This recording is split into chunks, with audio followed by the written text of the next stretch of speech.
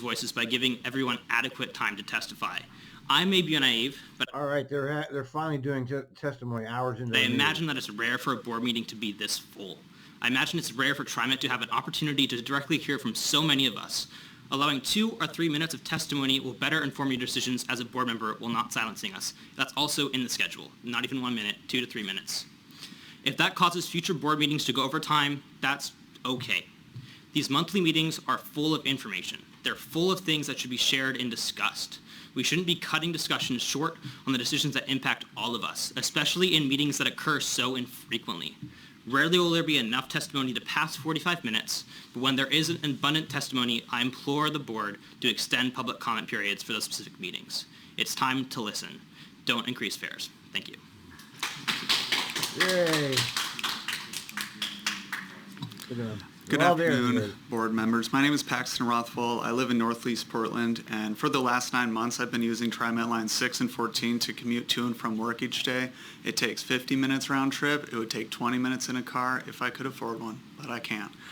I want to remind you all that there were 40 folks here this morning that were calling on you to push for a fareless system, and I'm one of those folks as well.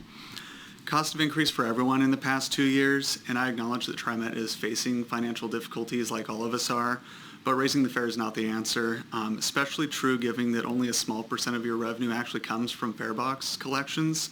Would-be riders that I know aren't taking transit because they perceive using their cars as cheaper when it's actually not. Collecting fare also delays bus trips, something I know you all want to decrease. It's something I see each day. It's something the students I work with at Franklin High School see each day, and it has to stop. Expanding public transit and making it fareless is a climate solution as well. Trimet has the power to build a better world where people take transit every day to do just common things like I do. They can take transit instead of defaulting to the cars that they perceive as inexpensive to operate, but are actually detrimental to the built environment that we all live in. And you can start doing this by going fareless while maintaining your current operations. I want to remind you that the money is there to fund operations. The state has a bunch of money. Tomorrow, the Oregon legislature is going to consider House Bill 2098, which would give ODOT $1 billion. That's one with 9 zeros. Wow. From the State General Fund, which could be used for anything, including Trimet's operations, to finance climate-destroying freeway expansions, something that is opposite of transit users, drivers, or transit. We need people to be on transit, is what I'm trying to say here. And I want to remind you that it's free to use your car on freeways and park on city streets throughout the metro area. Transit is subsidized for drivers, but not for people who actually rely on public transit. Transportation should be subsidized for us who want to be on the bus together and build a vibrant community. And I've noticed you talked a lot about mitigation, and also that you mentioned that this might not be reaching community members who actually need it. I know myself, when I got my Honored Citizen card last summer, I didn't know you could get it mailed to you. I had to go downtown to the only location where you could get a photo taken in Pioneer Courthouse Square. That is not accessible for most of your transit riders. Wouldn't it be just simpler to have a fareless system altogether? You need to seize the moment and listen to the public who showed up for you today. Ask for the funding for your financial shortfalls elsewhere. You need to rely on the data that other regions have used to make the case that an expanded and fareless Trimet system will increase ridership, reduce congestion, take financial burden off of struggling communities, reduce greenhouse gas emissions, and make the Portland metro area a safer and more pleasant place to live in. Don't increase fare today and push for fareless transit tomorrow. Thank you.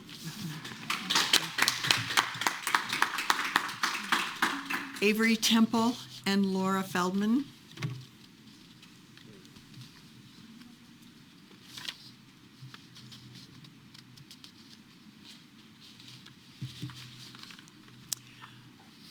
If you're not here, that's fine. Aaron Golub and Jake Paul. Who could wait this long? Jade Paul. Okay. Many people had to wait for hours to do this. And are you Jade? Also, I'm wondering if we can fix the live stream. Are we still being live streamed? Or is that what folks are seeing? Thank you. Okay, good afternoon, board members and chair. My name is Erin Golub, and I live in Southeast Portland, District 4, where I often ride the 2 and the 9 for my commute into downtown. I'm a professor of urban studies and planning at PSU and on the board of Opal Environmental Justice Oregon. I wish to comment on the fare increase proposal. I think we could get into the weeds and seriously question whether leveraging this small revenue stream, your fare box revenues, to close the operations funding gap makes the most sense. I want to instead highlight the unique and powerful position you as a rate-setting board hold over the spending demands of tens of thousands of households in the region, including some of the lowest income households in the region. So much of the households' budgets are shaped by market forces, the shifting supply chains and markets for food, clothing, rent, and other expenses. Very little of household budgets benefit from the stability of being set by rate-setting boards or policies. In the midst of explosive inflation of costs for many household necessities, you have this unique power to hold unchanged this part of the household budget.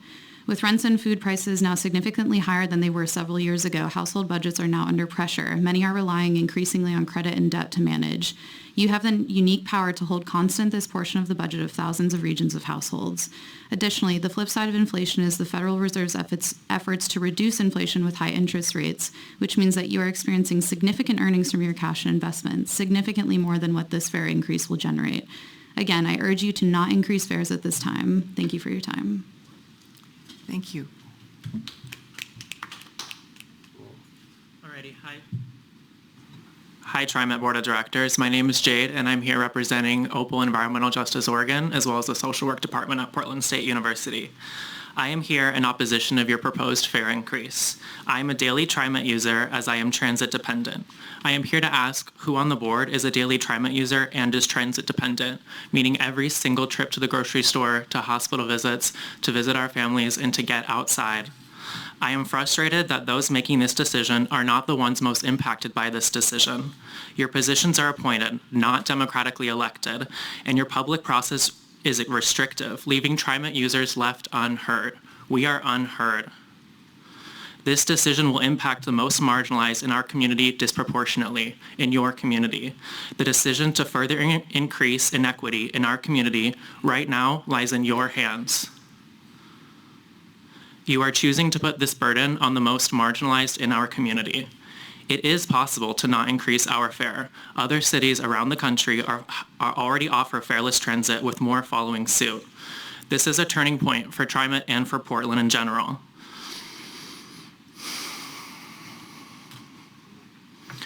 A city with a progressive stereotype that's moving forward with a regressive decision without exploring alternatives.